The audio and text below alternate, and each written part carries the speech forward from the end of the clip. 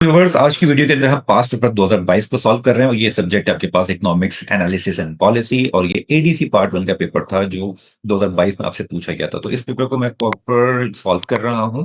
तो आपके लिए अपकमिंग एग्जाम के लिए ये पेपर और इस तरह के बाकी जो पेपर मैंने सॉल्व किए हैं 2024 का पेपर, 2023 का पेपर, तमाम के तमाम आपकी हेल्प करेंगे। क्वेश्चन 1 पूछा गया था आपसे कि आपने आइसोकॉन्ट और इंडिफरेंस कर्व को डिफरेंशिएट करना है, तो आपने यहाँ पे दोनों को डिफरेंशिएट कर दिया इनके पॉइंट्स के लिए।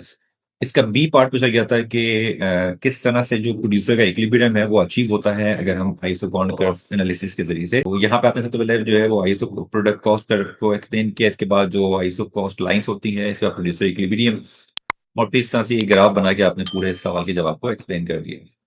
क्वेश्चन 2 में पूछा गया था कि आपने ग्राफ की मदद से ये शो करना है कि जो प्राइस और क्वांटिटी का इक्विलिब्रियम होता है वो किस तरह से इफेक्ट करता है। तो आपने आपको 3 केसेस दिए गए थे। पहला केस दिया गया था कि डिमांड एंड सप्लाई इंक्रीज हो रही है, लेकिन जो डिमांड इंक्रीज हो रही है वो ज्यादा हो रही है। तो आपने इसको यहाँ पर इस ग्राफ की मदद से एक्सप्लेन कर दिया। इसके बाद आपसे पूछा गया दूसरे केस में कि there is an equal decrease, यानी कि डिमांड और सप्लाई इक्वली डिक्रीज हो रहे हैं। तो उसका ग्राफ जो है आपने यहाँ पर ड्रॉ कर दिया। तीसरा पूछा गया था कि आपने डिमांड और सप्लाई डिक्रीज तो हो रहे हैं, लेकिन जो है वो सप्लाई ज्यादा डिक्रीज हो रही है एज कम्पेयर टू डिमांड। तो उसका ग्राफ जो है आपने यहाँ पे एक्सप्लेन कर दिया। इसका बी पार्ट था कि explain the practical importance of price elasticity demand. इनके पीईडी की जो प्रैक्टिकल इंपॉर्टेंस हो सकती है वो आपने यहाँ पे एक्सप्लेन करनी थी। तो यहाँ पे मैंने पीईडी की जो प्रैक्टिकल इंपॉर्टेंस है वो यहाँ पे मैंने हाईलाइट कर दी है। पूछा गया था कि आपको बेसिकली जो आउटपुट गिवन था, अगर मैं टेबल आपके सामने रखूँ, ये आपको आउटपुट गिवन था, टोटल कॉस्ट भी गिवन थी, फिक्स कॉस्ट भी गिवन थी। आपसे पूछा गया था कि average total cost, average variable cost और मार्जिनल कॉस्ट निकालनी है। तो आपने सबसे पहले जो है वो टोटल वेरिएबल कॉस्ट निकाल के बाकी तमाम इनको जो है वो आपने इनके फॉर्मूले के लिहाज से मैंने हाईलाइट कर दिए फॉर्मूले, ताकि आप आसानी से इस कॉस्ट की कैलकुलेशन कर सकें। इसके बाद इसका बी पार्ट था कि आपने average cost, average total cost और मार्जिनल कॉस्ट की जो है वो रिलेशनशिप बतानी थी और विया डायग्राम।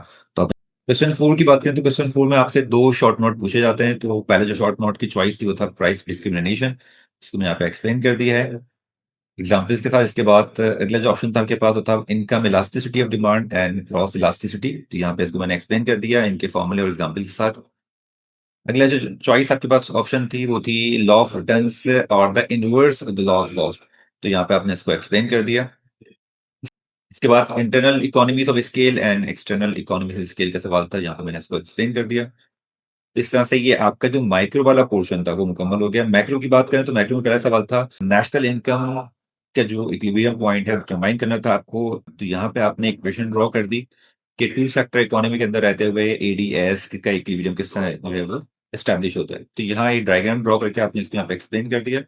इसके बाद टू सेक्टर इकोनॉमी के अंदर आपने आई और एस का जो इक्विलिब्रियम लेवल है वो चेक किया और यहाँ पे डायग्राम ड्रॉ कर दिया, उस डायग्राम को यहाँ पे आपने एक्सप्लेन कर दिया।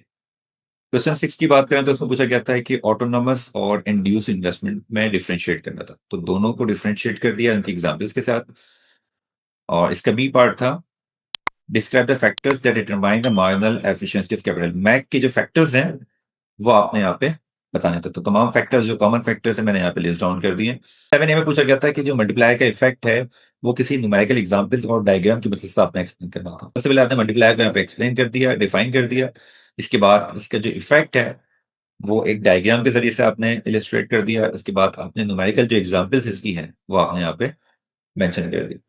इसका भी पार्ट था कि मल्टीप्लायर और एक्सेलरेशन जो है इसका जो कॉन्सेप्ट है इसको डिफरेंशिएट करना। तो आपने इसके जो पॉइंट्स हैं वो डिफरेंशिएट में डाल दिए, सारे पॉइंट्स हमें लिस्ट डाउन किए।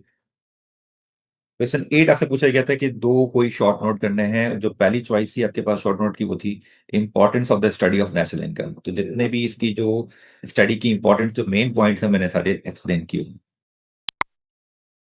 इसके बाद था फैक्टर्स ऑफ सेविंग्स। सेविंग से कौन कौन से जो फैक्टर्स हैं, जो कॉमन फैक्टर्स हैं वो मैंने यहाँ पे सारे एक्सप्लेन किए। इसके बाद इन्फ्लेशन के कॉजेस क्या होते हैं, क्या असबाब होते हैं। तो जितने मेजर या कॉमन कॉजेस हैं इन्फ्लेशन के तो यहाँ पे मैंने इसे एक्सप्लेन कर दिए। इसके बाद था आखिरी option quantity theory of money. तो इसकी एग्जांपल, इसकी डेफिनेशन और ये एक न्यूमेरिकल छोटा सा सॉल्व कर दिया ताकि आपको इसकी अंडरस्टैंडिंग बेहतर डेवलप हो जाए। जैसे ही सेक्शन सी शुरू होता है इकोनॉमिक सिस्टम, इसके अंदर से पूछा गया था कि आपने जो इस्लामिक सिस्टम है इसके फीचर्स आपने जो है हाईलाइट करने हैं, इसके साथ साथ बताना है कि जो बाकी सिस्टम से इस्लामिक सिस्टम क्यों बेहतर है। तो सबसे पहले आपने इसके फीचर्स बता दिए, ये सारे फीचर्स यहाँ पे एक्सप्लेन कर दिए मैंने। इसके बाद फिर आपने इस्लामिक सिस्टम को बाकी तमाम सिस्टम के साथ एक तरह से कंपेयर करके जो इसकी सिग्निफिकेंस है इस्लामिक सिस्टम की, वो आपने एक्सप्लेन कर दी। तो इसके सारे पॉइंट्स यहाँ पे आ गए। क्वेश्चन 10 की बात करें तो क्वेश्चन 10 में आपसे कहा गया था कि जो प्राइस मैकेनिज्म होता है वो किस तरह से हेल्प करता है जो बेसिक इकोनॉमिक प्रॉब्लम है और इकोनॉमिक सिस्टम है। तो किसी भी इकोनॉमिक सिस्टम के लिए ये सिस्टम, ये मैकेनिज्म किस तरह से काम करता है। तो आपने सबसे पहले इसको डिफाइन कर दिया कि प्राइस मैकेनिज्म जो बेसिकली मार्केट मैकेनिज्म की बात करते हैं, और जब इसकी बात होती है तो उसके अंदर डिफरेंट जो उसके फीचर्स हो सकते हैं वो यहाँ मैंने सारे हाईलाइट किए हुए हैं, सारे पॉइंट्स इसके।